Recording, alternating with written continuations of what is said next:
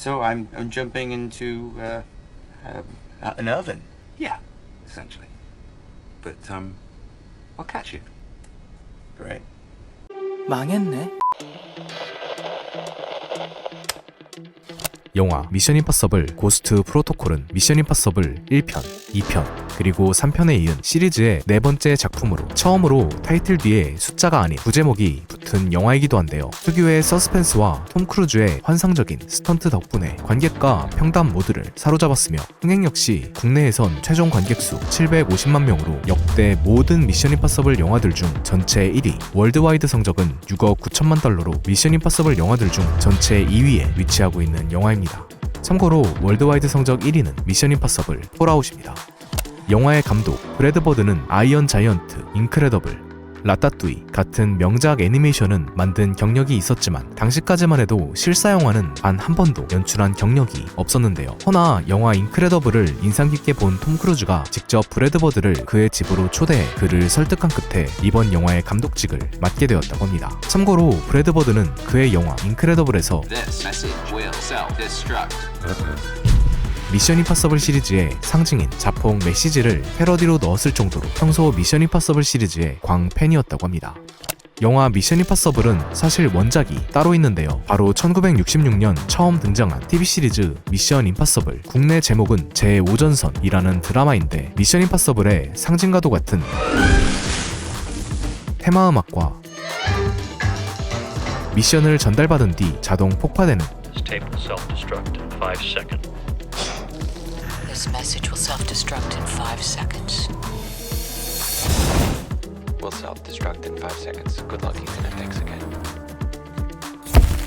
임무 전달 방식 역시 전부 원작 드라마에서 먼저 등장했던 것으로 This tape will self-destruct in 5 seconds. 재밌게도 고스트 프로토콜에선 This message will self-destruct in 5 seconds. 평소와 다르게 자폭 장치가 고장나서 제대로 작동하지 않는 것으로 셀프 패러디되었는데 사실 이 장치 고장은 감독이 생각한 이번 영화의 핵심으로 브래드 버드 감독은 이번 영화 속 긴장감을 끌어가기 위해 가장 먼저 결정했던 것이 바로 영화 속 등장하는 최첨단 장비들이 전부 다 고장나고 그때마다 요원들이 즉흥적으로 해결법을 떠올리며 위기를 해결하는 컨셉이었다고 합니다.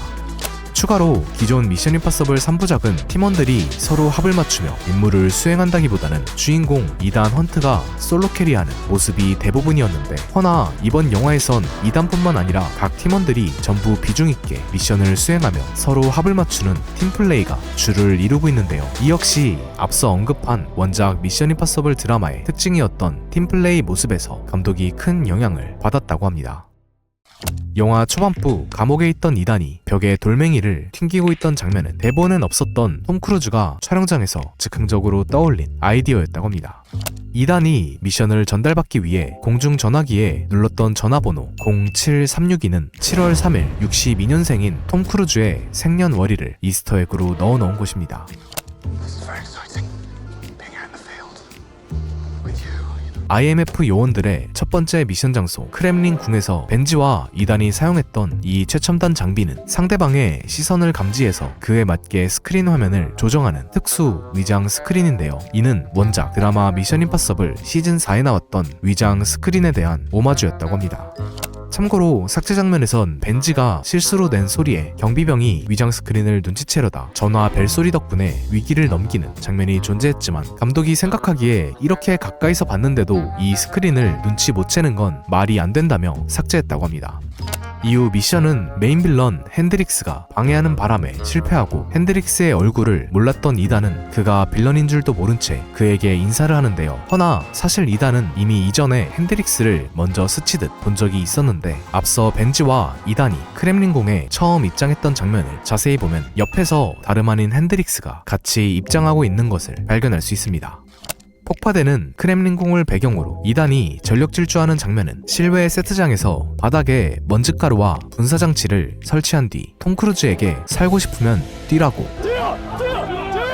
톰 크루즈에게 전력 질주를 부탁한 뒤 이후 CG를 통해 고정해서 완성시킨 장면이라고 합니다. 수갑에 묶인 채 병원에서 깨어난 이단이 먼 거리에 있던 경찰들의 입모양만을 통해 정보를 취득하고 탈출하는 장면은 톰 크루즈가 미션 임파서블 3에서 이단이 소리가 들리지 않는 먼 거리에서도 상대방의 입모양만으로 대화 내용을 유추할 수 있는 능력을 다시 선보였으면 좋겠다고 해서 탄생한 장면이었다고 합니다. 참고로 이때 이단은 경찰들이 잠깐 대화하는 사이 마치 마법처럼 사라졌는데, 실제로 두 경찰이 대화하는 장면 속 뒷 배경을 보면 그 짧은 사이 이단이 수갑을 푼 뒤 순식간에 이불을 걷고 탈출하고 있는 희미하지만 깨알 같은 디테일을 확인할 수 있습니다. Rendezvous, Alpha 113. Confirmed. Alpha 113. 이단이 말했던 접선 장소 A113은 픽사 영화의 팬이라면 익숙하실 만한 A113 이스터에그인데요. 간단히 말하자면 A113은 카라츠 대학교 애니메이션 학과의 강의실 교실 번호로, 이 학교 출신 영화 감독들은 종종 이 A113을 이스터에그로 영화에 집어넣곤 하는데, 브래드 버드 역시 이 카라츠 출신이기 때문에 A113을 이스터에그로 집어넣은 것으로, 이 외에도 A113 이스터에그는 해노웨이 요원이 낀 반지와 이단이 크렘린궁 폭발로 휘청거렸던 장면 속 차량 번호판에서도 추가로 발견할 수 있습니다. 영화의 하이라이트였던 세상에서 가장 높은 건물 부르주 할리파의 외벽을 이단이 올라가는 장면은 영화의 제작자인 J.J. 에이브람스와 브라이언 버크가 두바이로 여행을 갔다가 떠올린 아이디어로, 다들 아시다시피 이 장면은 CG도 아니고 스턴트맨도 아닌 순수하게 톰 크루즈가 직접 건물 외벽에서 와이어 하나에 의존한 채 연기한 것인데요. 사실 당연히 영화사에서는 세트장과 CG의 도움을 받아 상식적이고 안전하게 촬영하려 했으나, 톰 크루즈는 영화의 리얼함을 위해 진짜로 촬영하겠다 밝혔고, 하는 수 없이 제작진은 부르주 할리파로 달려가 촬영 준비를 시작했다고 하는데요.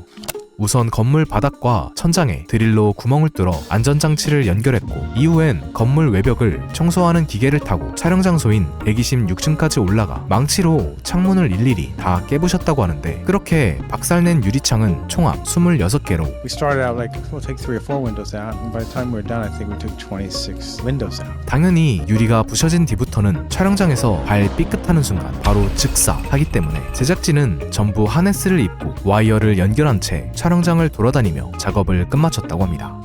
한편 톰 크루즈 역시 사전 준비 없이 바로 촬영에 들어가면 실수 하나 했다가 죽을 수 있기 때문에 실내 세트장에 거대한 유리벽을 만든 뒤 영화 장면을 미리 연습했다고 하는데요. 이 유리벽은 단순한 유리벽이 아니라 뜨겁게 달궈진 유리벽으로, 실제 부르주 할리파의 건물 외벽은 태양빛으로 인해 뜨겁게 달궈진 상태였기 때문에 제작진은 톰 크루즈가 같은 조건에서 연습할 수 있게 뜨거운 조명을 비춰 유리벽의 온도를 현지와 완전히 똑같이 만들었고, 이곳에서 톰 크루즈는 오르고 내려오고 를 반복하며 충분한 연습 과정을 거쳤다고 합니다.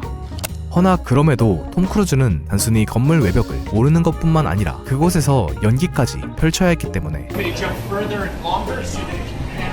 촬영이 점점 길어질수록 착용한 장비가 혈관을 빡빡하게 압박하는 것을 참으며 연기를 펼쳐야 했다고 하는데요.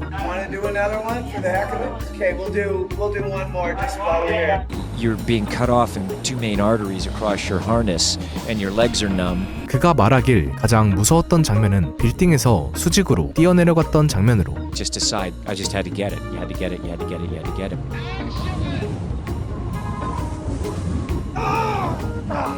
How's that? Oh, that was fun. 말 그대로 정신력 하나로 촬영을 완성시켰다고 합니다. 이단이 건물 외벽을 오르기 위해 사용했던 접착 장갑은 나무나 벽에 쉽게 붙을 수 있는 개코 도마뱀의 발바닥에서 영감을 얻어 탄생한 것이라고 하며, 이단이 건물을 오르던 와중 한쪽이 고장나는 바람에 그가 개고생한 원인이기도 한데, 재밌게도 사실 이 먹통이 됐던 장갑은 고장난 게 아니라 배터리가 다 떨어졌던 것으로, 이는 앞서 준비 과정에서 벤지가 한쪽 장갑에 전원을 켜고 잘 작동되는 걸 확인한 후 전원을 안 끄고 그냥 뚜껑을 닫아버려서 일어났던 해프닝이었다고 합니다. 미션 임파서블 시리즈의 또 다른 상징, 가짜 얼굴 가면은 IMF 요원들이 특수 기계로 제작하는 것인데요. 때문에 제작진은 이번 영화 속 얼굴 가면 제작 기계의 모습을 연출하기 위해 실제로 움직이는 기계 장치를 만든 뒤 커터를 좌우로 조종하는 사람 1명, 커터를 위아래로 조종하는 사람 1명, 그리고 얼굴 마네킹을 좌우로 이동시키는 사람 1명, 이렇게 총 3명이 붙어서 영화 속 기계의 움직임을 연출했다고 합니다. 영화 중후반부 이단이 무기상에게 접선하는 장면에서 등장했던 금발의 장발머리 남자는 미션 임파서블 1편에서 Can I trouble you for a match? 접선 장소에서 이단이 만났던 금발의 장발머리 남자와 같은 배우인데요. 캐릭터 자체가 같은 건 아니고 일종의 팬서비스 요소로 1편의 배우가 카메오로 출연한 것이었다고 합니다. 또한 이후 그가 건네준 마스크 역시 1편에서 이단이 뒤집었었던 빨간색 실밥이 포인트였던 마스크와 똑같은 마스크입니다. 이단이 만난 무기상의 아지트에선 한글로 유리와 이쪽으로 여십시오 라는 문구를 발견할 수 있습니다. 또한 오피셜 정보는 아니지만 이 한글이 등장한 이유는 무기상이 북한과 밀거래를 하고 있다는 일종의 암시이다 라는 의견도 있습니다. 카터 요원이 뭄바이에서 정보를 빼내기 위해 브레즈낫을 꼬시고 있을 때를 보면 He's gone. 어설픈 미인계 때문에 답답해하는 이단의 모습을 발견할 수 있는데요. 실제로 삭제 장면에선 I'm not good at this. 카터 요원이 이단에게 자신은 누구를 꼬셔본 적이 없다는, 하지만 자기가 존예인 건 알고 있는, Think about the first boy you liked. How did you get his attention? 인정. 쉽게 말해 자신은 모태 미녀여서 남을 유혹하는데 서툴다는 장면이 존재했으나 아쉽게도 삭제되었다고 합니다. 참고로 카터 요원의 이름 제인 카터에서 성씨인 카터는 원작 드라마에 나왔던 캐릭터 시나몬 카터에게 따온 이름이라고 합니다. 브렌트 요원이 자석장치를 이용해 공중부양하고 있는 장면은 미션 임파서블 1편의 명장면을 패러디하고 있는 것입니다. 그 후 이단은 핸드릭스의 위치를 파악하고 그렇게 영화는 마지막 액션씬을 선보이는데요. 이때 배경이 되었던 장소는 실제로 존재하는 건물이 아니라 제작진이 만든 거대한 세트장으로 선박 제조시설을 대여해서 무려 7층 건물 높이의 세트장을 직접 제작하고 진짜로 차량들을 기계로 일일이 옮기면서 촬영을 진행했다고 합니다. 결국 이단은 목숨을 건 분투 끝에 세계를 구하는 데 성공하고 영화는 맨 마지막 모두가 죽은 줄로만 알고 있었던 이단의 아내 줄리아가 실은 살아있었다는 반전을 보여주며 끝이 나는데요. 사실 촬영 중반부까지만 해도 줄리아는 진짜로 사망했다는 설정이었지만 미션 임파서블 6, 7, 8편의 감독 크리스토퍼 맥쿼리가 중간 각본 수정 과정에 참여하면서 줄리아가 실은 살아있었다는 내용으로 이야기가 변경되었고, 그렇게 영화 마지막 이단이 먼발치에서 줄리아와 짧게 인사를 나눈 뒤 또 한 번 세상을 구하기 위해 떠나는 장면이 완성될 수 있었다고 합니다. 이런 영화 속 이단이 보여줬던 영웅적인 행보를 실제 삶에서 실천한 한 기업이 있는데요. 바로 6.25 전쟁 참전용사 후원 기업 인프레시입니다. 에티오피아의 유명 매체 캐피탈에선 한 한국 기업의 에티오피아 참전 용사들 후원 소식을 대서특필하였는데요.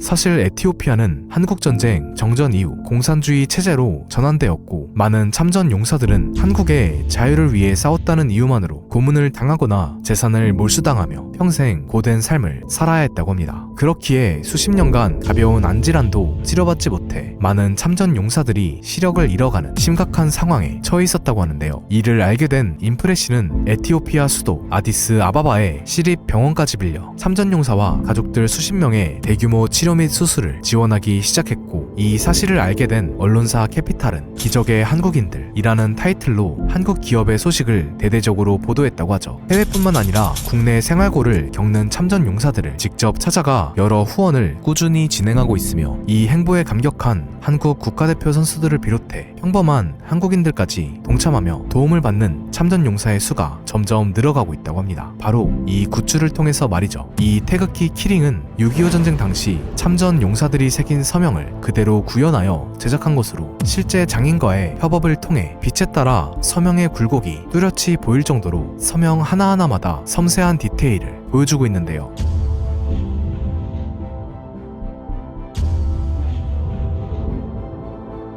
해당 키링의 수익금 일부가 동참한 우리의 이름으로 참전용사 분들에게 거주환경 개선, 생활비 등으로 후원된다고 합니다. 태극기 키링의 구매 링크는 고정 댓글에 남겨두겠습니다. 작은 마음을 모아 그들에게 따뜻한 온기를 전한다면 그분들께는 오래도록 기억될 위로와 희망이 될 것입니다.